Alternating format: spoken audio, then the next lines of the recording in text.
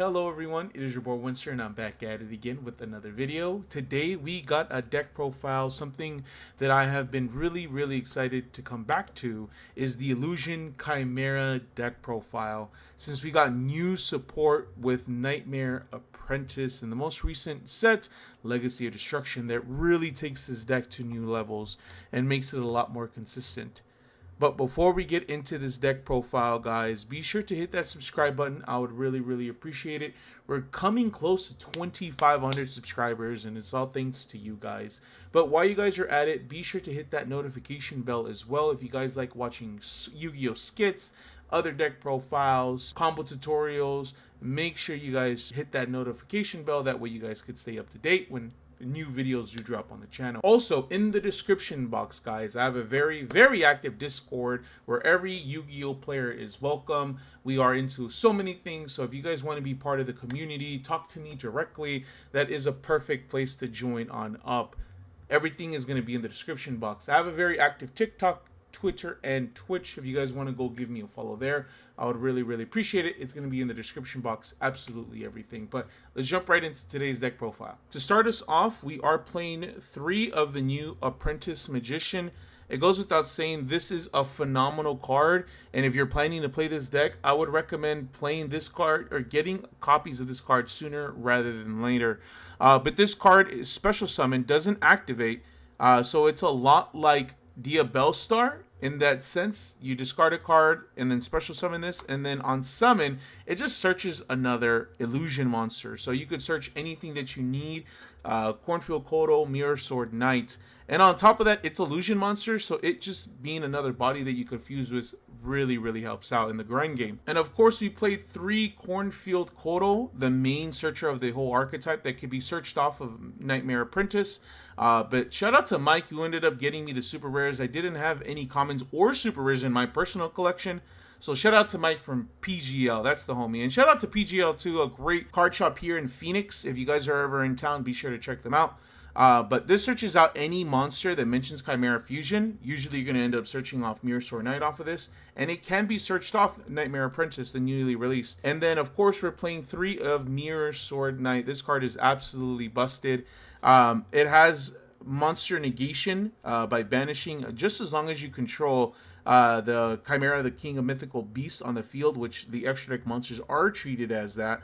But the big uses for this is that it gets Big Wing Berferman onto the field. And then of course we play 3 Gazelle, the King of Mythical Claws. This is a combo starter, albeit a very weak one. When it's normal summon, you search Big Wing Berferman, or you could search Chimera Fusion, whichever. But this card is phenomenal. When it's into the graveyard as a fusion material, you could search out any illusion. Considering that Nightmare Princess is a new illusion, you could search that out, which is absolutely broken. And then we play 2 copies of Big Wing Berferman. This is still a little bit of a brick because it's a level 5.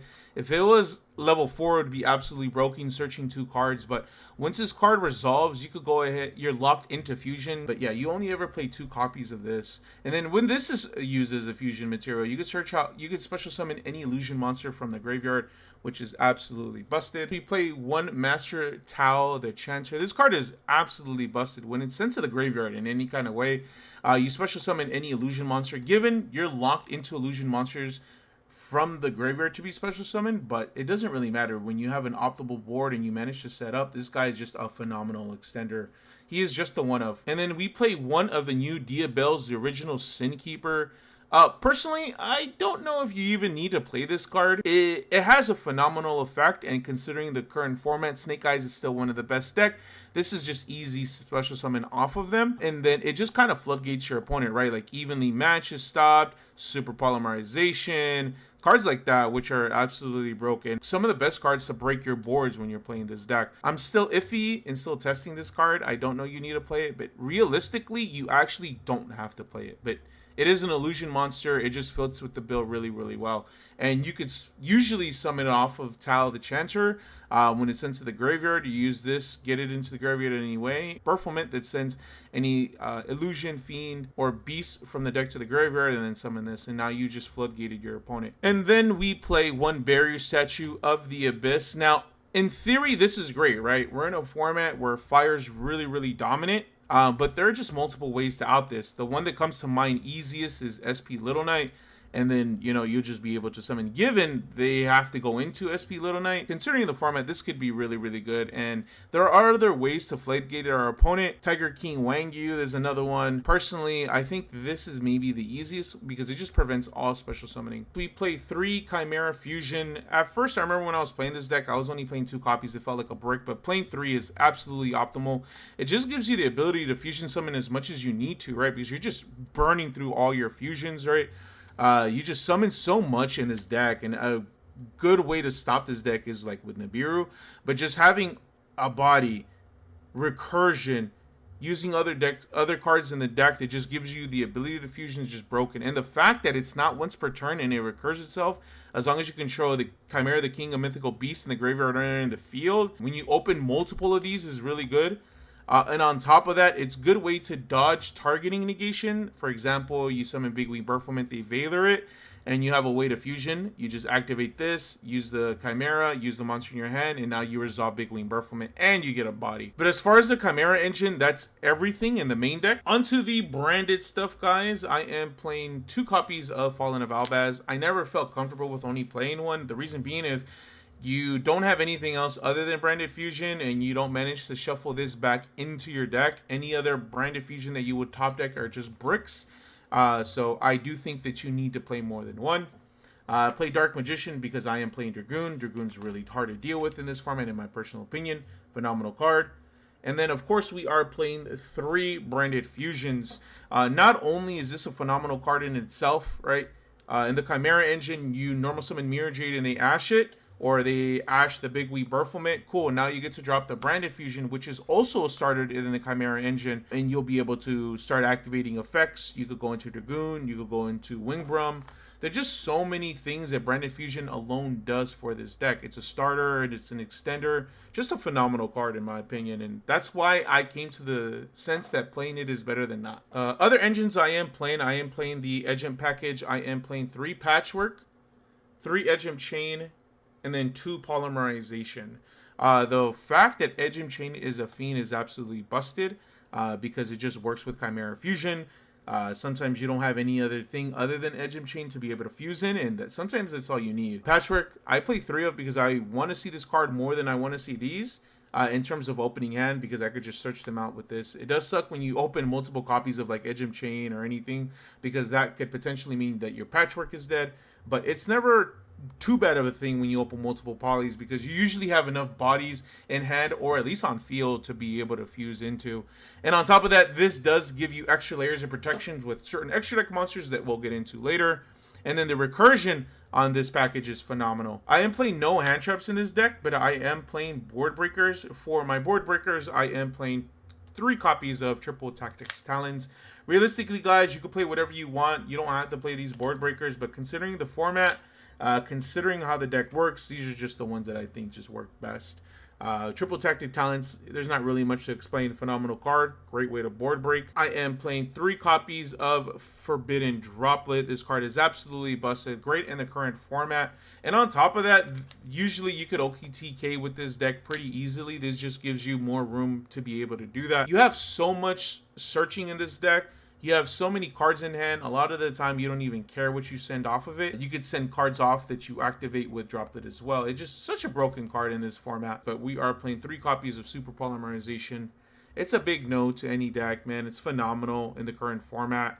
Having the right extra deck monsters, but it's such a broken card. Onto the extra deck, I am playing 2 of the Chimera, the King of Phantom Beasts. This card is absolutely busted. It becomes Chimera, the King of Mythical Beasts, while on field or in graveyard.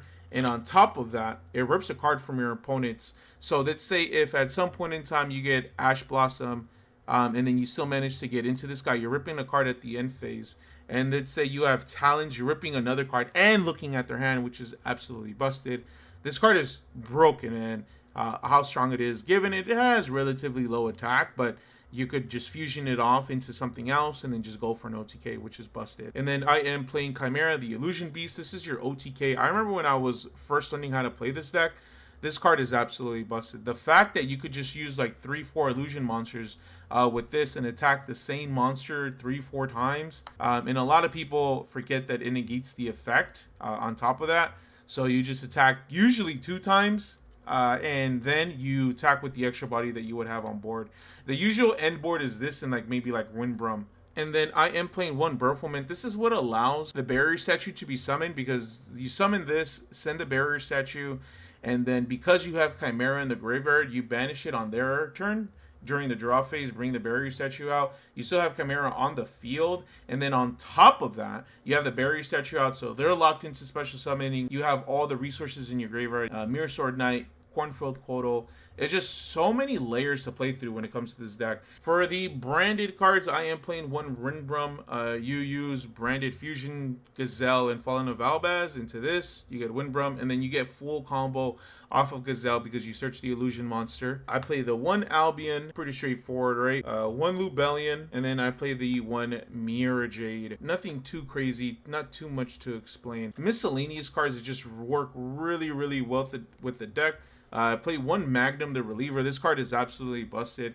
It recycles whatever. For example, if you use a Patchwork and then you open like a Poly along with that Patchwork, if you were to activate Patchwork, you're going to search Edge Chain and Polymerization. So if you were to get another Patchwork, it's going to be a dead card. But this makes those Patchworks come back to life, because you could just place the Polymerization back at the bottom of the deck, and your Patchwork that you can activate will be able to resolve, and you get a draw for this. This is also a pop. Again, it just has so much synergy, and the fact that it's a fiend, freaking broken in this deck. We played 2 copies of Guardian Chimera. This card is absolutely busted, man. Non-targeting destruction, gets protection off of Polymerization while in the grave. It's just there's so much that this card just brings to the deck. It's a beast. It's a dark. I can't really give as much kudos as I really want to, man. This card does so much for the deck. The argument can be made about playing just 1, but playing 2 does come up a lot for me personally, and it just works out. Parada Plant, Rigo Stapelia. This card is absolutely crazy. You could go into anything really because it just needs a dark and a fusion. And you can use Chimera Fusion because that Chimera Fusion monster is a fusion monster. It's so good, man. This card is so versatile in this deck, in my opinion. We play the Wonder Goon. The fact that we play the Dark Magician gives us the pop to burn, and that comes in clutch so much. More than one would anticipate. And then for my Super Poly targets, I play the one Garura, and then I play the one Mud Dragon. But guys, that is going to be it for today's deck profile.